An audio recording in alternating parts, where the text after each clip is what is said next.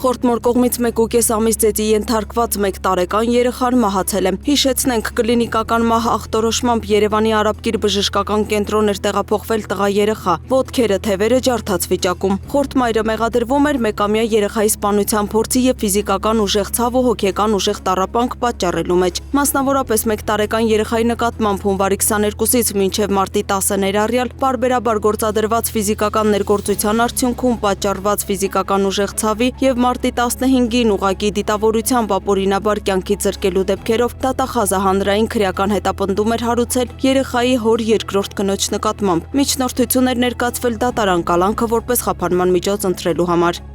Արտառոց դեպք Երևանում Մալաթիա Սեբաստիա վարչական շրջանում գործող դպրոցներից մեկից 11-ամյա աղջնակը ծեծի հետևանքով տեղափոխվել է հիվանդանոց, այլ մանրամասներ դեռ չեն հաղորդվում։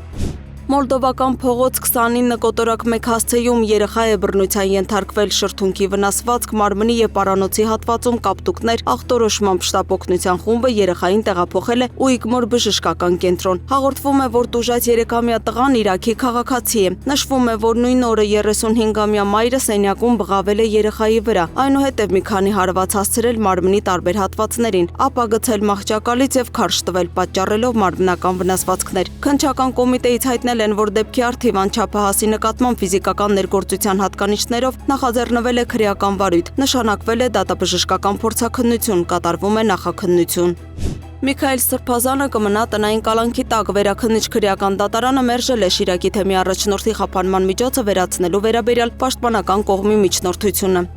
Հանրային քրեական հետապնդում է հարուցվել Վլադիմիր Գասպարյանի որդու նկատմամբ, դատախազը հանրային քրեական հետապնդում է հարուցել 2004 թվականի մայիսի 1-ին ծնված Վլադիմիրի Գասպարյանի նկատմամբ, քրեական օրենսգրքի 461-րդ հոդվածի առաջին մասով, այն է պարտադիր զինվորական ծառայությունից խուսափելը։ Ալեքսանդր Սարգսյանը, Սերժ Սարգսյանի եղբայրը, կասկածվում է 2001-ից 2018 թվականներին պաշտոնավարող ՊՆ զինվորական ոստիկանության վարչության պետերին պետական գումարների վատման ուղղությամբ ազդելու մեջ։ Հակակոռուպցիոն դատարանը միջնորդությունը բավարարել է եւ որոշել կալանավորել մեղադրյալին փախուստը կանխելու համար։ Հետախուզում է հայտարարվել, կալանքի հարցը կրկին կքննարկվի, երբ Ալեքսանդր Սարգսյանը հայտնաբերվի ՀՀ իրավասության ներքո։ Քրեական ոստիկանության կիբերհանցագործությունների դեմ պայքարի եւ քննչական կոմիտեի հատկապես կարևոր գործերի քննության վարչության ծառայողները համատեղ խուզարկություն են իրականացրել Երևանի Դավթաշեն թաղամասի առանձնատներից մեկում։ Նշվում է, որ հանցավոր խումբը նախապես կառուցել էր պաշտպանական յուրօրինակ համակարգ։ Տարածքը կահավորված էր արտաքին տեսանկարահանման սարքերով, որոնց միջոցով իրավապահներին նկատելուն պես նախատեսված էր վայրկյանների ընթացքում հոսանքազրկել շինությունը, այդպիսով ջնջելով կամ անհասանելի դարձնելով հանցավոր գործունեության բոլոր թվային հետքերը։ Իրավապահների արագ ու հմուտ գործողությունների արդյունքում սակայն հաջողվել է կանխել նախաքննության համար առանցքային նշանակություն ունեցող թվային ապացույցների ոչնչացումը։ Խմբի անդամները ստեղծելով կեղծ ներդրումային հարթակ, կեղծանուններով թիրախավորել են օտարերկրյա քաղաքացիներին, տրամադրելով կեղծ տեղեկություններ կրիպտոակտիվների շուկայում իբր բարձր եկամտաբերություն ապահովող ներդրումների վերաբերյալ, ինչի արդյունքում իրականացրել են խոշորամասշտաբ հափշտակություններ։ Հանցավոր խումբը զանգերի կենտրոններ է ունեցել ինչպես Հայաստանում, այնպես էլ արտերկրում։ Ներկայում աշխատանքներ են տարվում օտարերկրյա գործընկերների հետ կենտրոնի գործունեությունը ամբողջությամբ բացահայտելու եւ հասցված վնասի չափը հստակեցնելու նպատակով։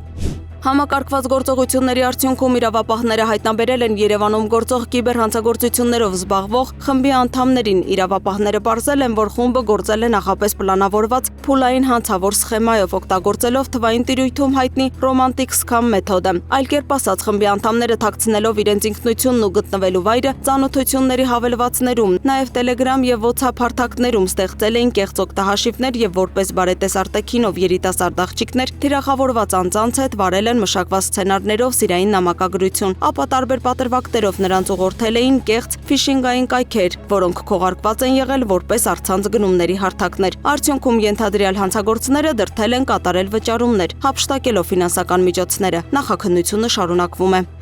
Ներքին գործերի նախարարության 112 օպերատիվ կառավարման կենտրոնը հազանգեր ստացվել, որ քաղաքացին բարձրացել է սարը եւ կարճ ժամանակ անց նրա հետ կապը կորել է։ Նշված վայրում տեղի ունեցել նաեւ ձնահոսք, հնարավոր է, որ քաղաքացին մնացել է ձնահոսքի տակ։ Նշված վայր են ժամանել փրկարարները, որոնք մեծ դժվարությամբ, նույնիսկ վտանգելով իրենց կյանքը, որոնողական աշխատանքների արդյունքում մոտ 6 ժամ անց գրեթե 6 մետր խորությամբ ձնահյուսի տակ հայտնաբերել են Ռուսաստանի Դաշնության քաղաքացի 37-ամյա Անտոն Գուլեզանիդին։ Դեպքի փաստով քննչական բաժնում նախաձեռնվել է քրեական վարույթ։